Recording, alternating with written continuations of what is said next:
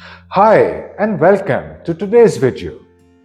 Today's video is all about improving your grammar in one specific area.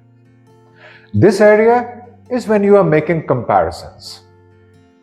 Often, people make some typical mistakes when they compare things, usually in the comparative degree of the adjectival use. Error number 1. Do not mix up the regular form and the irregular form of the adjective. Shorter adjectives take er and est. Longer adjectives take more and most. Generally speaking, the rule is, if an adjective has two or more syllables, then more and most must be taken. Look at the first example. She is the most tall person. This is a grammatical mistake. Why? Because tall takes the irregular form. She is the tallest person in the class.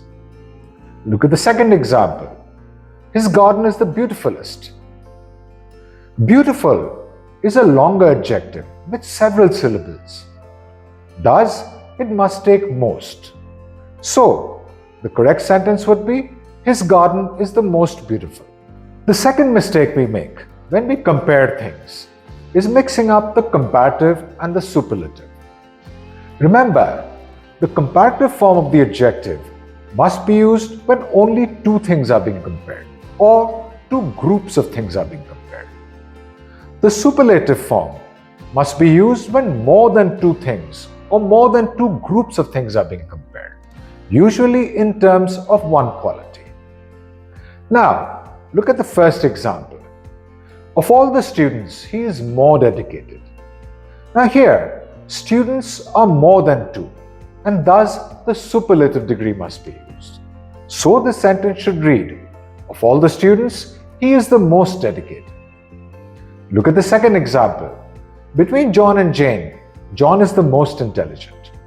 Here, only two people, John and Jane, are being compared. Because only two people are being compared, the comparative form must be used. Thus, this sentence should read, between John and Jane, John is the more intelligent. Error number 3. While comparing, we often make many dissimilar comparisons. Look at the first example. Her voice was like a rainbow. There is no way that a voice can be compared to a rainbow. So this is not just a grammatical mistake, it is also a very illogical comparison. Look at the second example. The clouds are like a rainbow. Again, there is very little similarity between a cloud and a rainbow. Another way in which we can make dissimilar comparisons of a grammatical nature is basically not using the pronoun.